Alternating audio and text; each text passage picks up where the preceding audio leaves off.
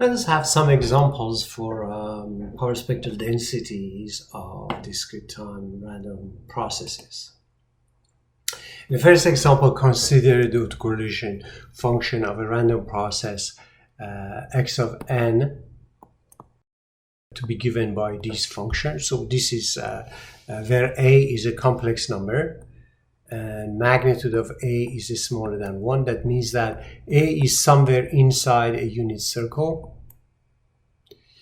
So obviously if a was real, and if you wanted to plot this one, you get an exponential, two-sided exponential. This is for the case that if a is real, positive and smaller than 1. But if a is a real number and negative, so this is not continuous. So you have your samples, and then your samples are exponentially reducing. If a is negative, these samples will be alternatively negative, positive, and then negative, positive, negative, positive. But then they exponentially decline. Anyway, so if you calculate the power spectral density, so you have to get this guy multiplied by z to the power minus m, and then do summation from minus infinity to plus infinity. In order to calculate this sum, you write this as a summation from m equal to 0 to plus infinity.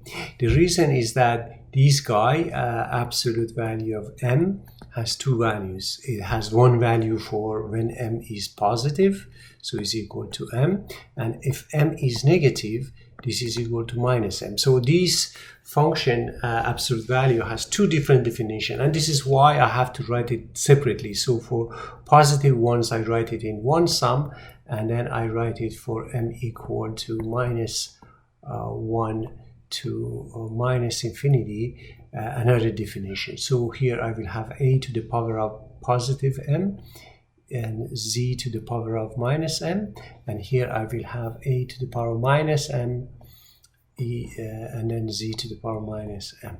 The first summation will become a summation of a z minus 1 to the power of m equal 0 to plus infinity. To better understand, so if I replace m by 0, I get 1, and then I get a z minus 1, then plus a z minus 1 to the power of 2, etc. And this is a geometric series, and you know that 1 plus alpha 2 plus etc. This is plus alpha to the power of, let's say, n. This is equal to alpha to the power of n plus 1 minus 1 divided by alpha minus 1, provided that alpha is not equal to 1, and is equal to n if alpha is equal to 1. Now this series, if you let n goes to infinity, for limit of these when n tends to infinity, this guy, if alpha is bigger than 1, becomes two cases, becomes divergent. If alpha is bigger than 1, and becomes 1 divided by 1 minus alpha if alpha is smaller than 1, and for this case is divergent. So this case becomes equal to plus infinity. So this is what we get. From here we get this becomes equal to 1 divided by 1 minus alpha minus, because here alpha is z minus 1. If az minus 1 is smaller than 1, and otherwise it is divergent.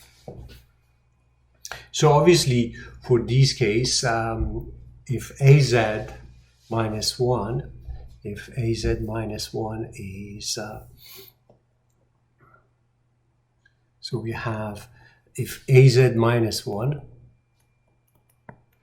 is smaller than 1, the first sum becomes equal to that. And this means that A should be smaller than Z. So when you plot your circle, so let's say this is the complex number A. So if for those values of Z, which are having a radius bigger than these, so outside of this circle, so for this area, outside of this circle, this is correct. So for outside, this is valid. This is this case, this expression is correct if A is smaller than Z. And the second expression, the second sum, was summation of m equal to -1 to -infinity, and then we had a to the power of minus m, and then z to the power of minus n. So here, if you replace a by -1, you get a, and then you get z. If you put m equal to -2, you will get a to the power 2, z to the power 2, plus etc. So this sum, if I take a factor of az, and then I have another summation of 1 plus az plus az to the power of 2 plus etc. And using the same geometric series, this is equal to converging series only if this value, if az is smaller than 1, is equal to, I have a factor of az here, and then 1 minus this factor, minus az.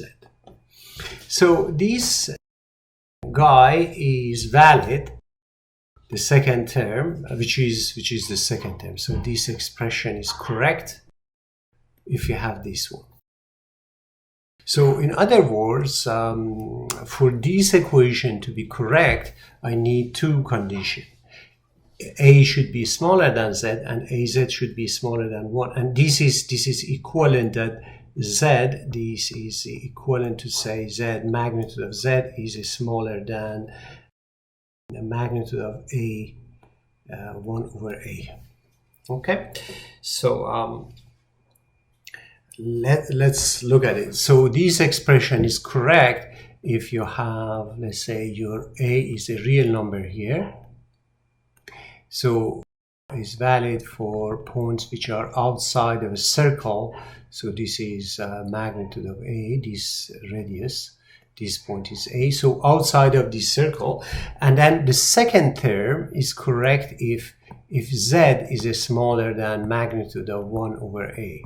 The first one is correct if magnitude of z is bigger than magnitude of a, which is outside this circle. And the second one means that you have to define the point 1 over a is a complex number, and then plot another circle.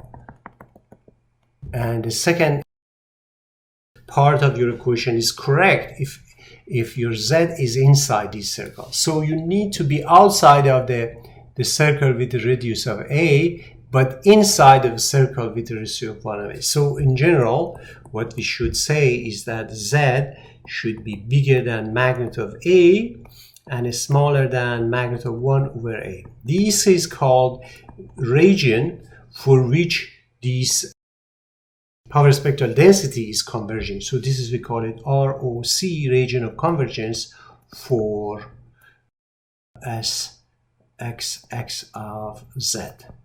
Sometimes the region of convergence is empty. In that case, the power spectral density does not exist. So we see that if a is not smaller than 1 over a, then the region of convergence is empty. So for a being smaller than 1 over a, or for this intersection of these two circles outside of the small circle and inside of the bigger circle, the smaller circle should be smaller than the other one. So this means that A, if you multiply both sides by A should be smaller than 1, which is satisfied by the assumption of this problem. Now, obviously, you can replace Z here by e to the power j omega, and then you get the power spectral density in frequency domain. If you do that and manipulate, so if you multiply, if you factor these together, you'll see that z to the power minus 1 plus z, if you replace this by e to the power j omega, becomes equal to twice cosine of omega. Now, for a real number A, if you can plot these power spectral density, and you can see that you get a power spectrum like that. And obviously, this function is periodic, and this is periodic. If A is positive but smaller than 1, you get a low pass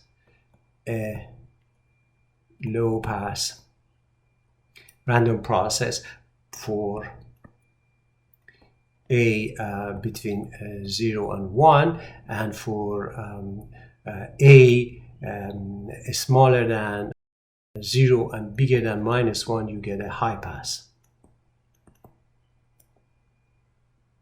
signal or high pass random process.